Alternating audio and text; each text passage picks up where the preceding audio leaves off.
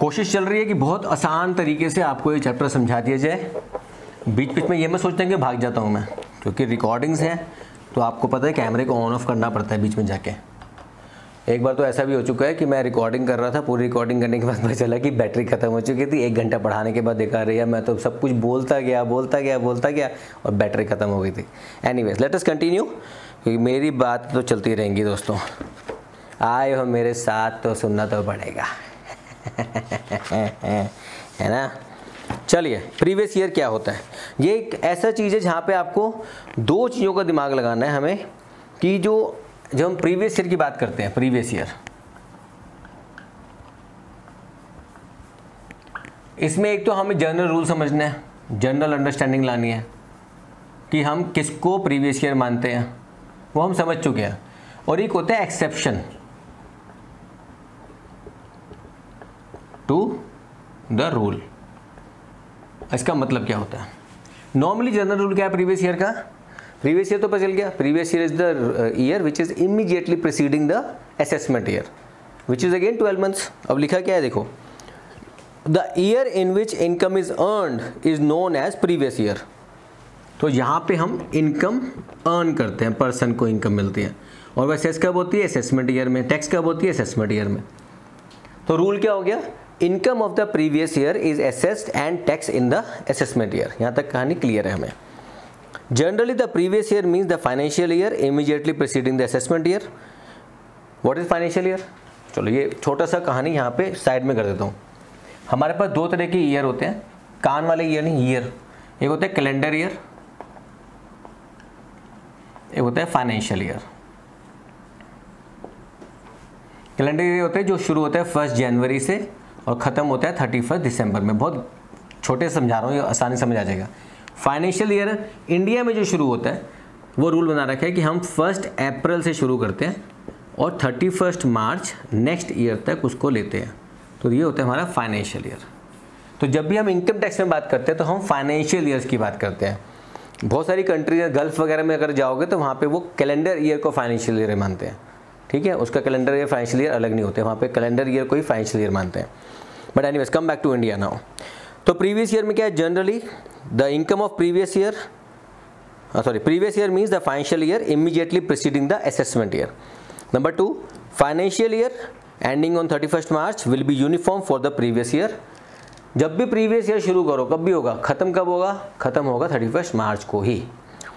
Then in case of newly set up business, sir आपने कहा कि ये शुरू होता है 1 अप्रैल से ये भी, और ख़त्म होगा 31 मार्च से, लेट्स से 24, 23। लेकिन अगर मेरा कोई न्यू बिजनेस था, न्यू सेटअप है, ये मैंने शुरू किया 1 अक्टूबर 2023 से, तो मेरा प्रीवियस ईयर कब तक चलेगा? तो सर मेरा प्रीवियस ईयर चलेगा 1 अक्टूबर 2023 से लेकर के 31 मार्च 2024 तक।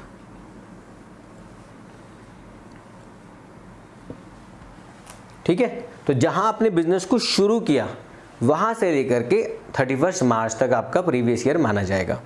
Then comes, in other words the financial year is both the previous year as well as the assessment year. तो जो फाइनेंशियल ईयर होता है अपने आप में वो एक असेसमेंट ईयर भी है और वो अपने आप में एक प्रीवियस ईयर भी, जो हमने पिछली बार समझ लिया था, पिछले थोड़ी देर पहले। नाउ कम्स एक्सेप्शन क्या होते हैं सर इसके? सर जो क्वेश्चंस कब कराओगे? क्वेश्चंस कराऊंगा कंसेप्ट्स के बाद, डोंट वरी। तो खुद क्वेश्चन इलस्ट्रेशन है, जिस दिन आप बोलोगे नीचे, जिस दिन कमेंट में आना शुरू हो गया ना, सर बुक रेडी है हमारे पास, आ गई है, हमारे पास बुक आ गई है, तो उस दिन मैं शुरू कर दूंगा क्वेश्चंस कराने। तब तक कॉन्सेप्ट पे फोकस करते हैं। अब आते हैं इनके एक्सेप्शंस। एक्सेप्शंस क्या है? अब इसको प्लीज़ समझना, स्टूडेंट्स बहुत कंफ्यूज होते हैं एग्जामिनेशन टाइम पे। जनरल रूल क्या कहते हैं कि income of previous year is assessed and taxed in next year or assessment year. Now exception क्या कहता है? एक्सेप्शन लिखता है income of previous year is assessed and taxed in the same assessment year. फर्क क्या है सर? फर्क ये है यहाँ पे जो इनकम टैक्स होगी वो नेक्स्ट फाइनेंशियल ईयर में जा रही है, 2024 में जा रही है, मतलब अगले साल जा रही है। लेकिन मतलब यहाँ पे क्या हुआ, 2023-24 की जो नॉर्मली इनकम होती है वो कब टैक्स होती है, 2024-25 में। लेकिन एक्सेप्शन जब आता है तो इसको काट देते हैं और इसकी जो टैक्सेबिलिटी बनती है वो सेम असेसमेंट ईयर में, मतलब 2023-24 में ही आपको उस पर असेसमेंट और टैक्स करना पड़ेगा। ये ऐसा कब होता है, उसके कुछ रूल्स एंड रेगुलेशंस हैं। इसके अंदर आपको 5 पॉइंट याद रखने हैं। नंबर 1, अब ये मैं लिखवाऊंगा शॉर्टकट, समझाऊंगा पूरा, फिर समझना, ठीक है। Number 1, income of non resident from shipping business. अब इसको मैं शॉर्टकट अपने पास नोट्स में लिखा हुआ है। Income of non resident from shipping business at the port of India.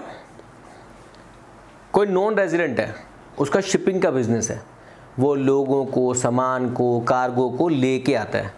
अब वो आया इंडिया के पोर्ट पे, अब वो रुकेगा थोड़ी, वो तो आएगा और चला जाएगा। और उसको पकड़ोगे कैसे, अरे रुको रुको भैया रुको, टैक्स तो दे जाओ। किसकी टैक्स, कौन सा टैक्स मानोगे, इनकम कितनी मानोगे मेरी। तो पहला रुक क्या है, income of non resident from shipping business at A port in India. Non resident की शिपिंग बिजनेस से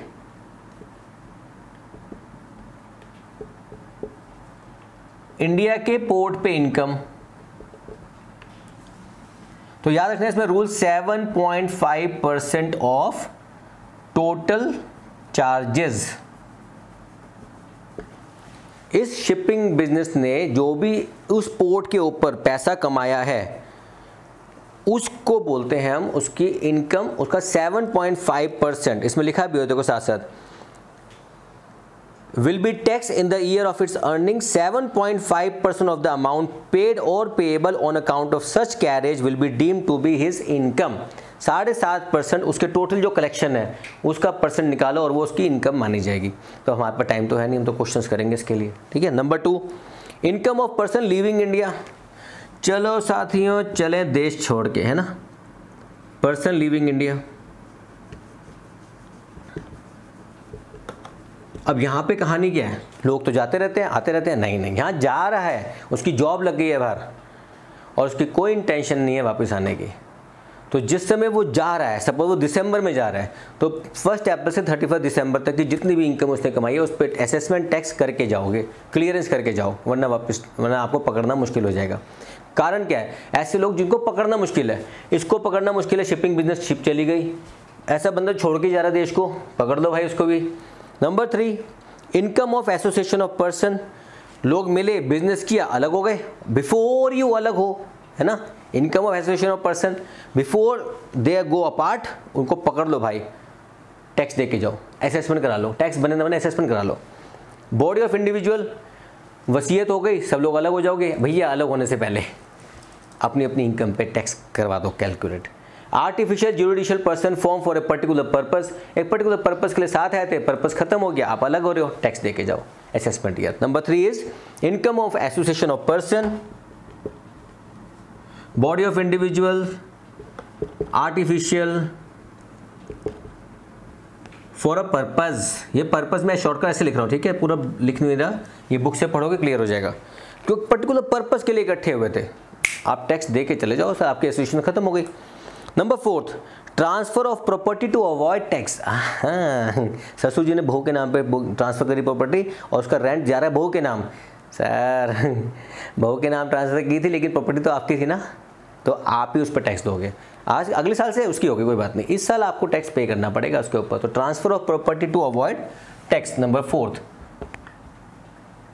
transfer of property to avoid tax. आपने टैक्स को बचाने की कोशिश की दोस्तों, लेकिन हम भी एक्सपर्ट हैं, हम टैक्स अथॉरिटी हैं, स्टूडेंट नहीं हम, अच्छे कच्चे खिलाड़ी नहीं हम।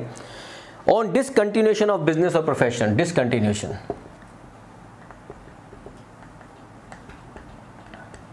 ऑफ बिजनेस और प्रोफेशन। बिजनेस को बंद करना पड़ रहा है जी, मजबूरी है, काम चल नहीं रहा, कोरोना आ गया, ये आ गया, वो हो गया, दुकान बंद हो गई। दुकान को बंद किया आपने सितंबर में, तो 1 अप्रैल से सितंबर तक का जो बनता है उसको दिखा दो, लॉस है तो लॉस, इनकम है तो इनकम, असेसमेंट करवा लो, आपका काम खत्म। तो क्या हुआ, income of the previous year is assessed in the same year. उसके लिए ये नहीं करना कि हम बाद में सोचेंगे क्या है क्या नहीं है।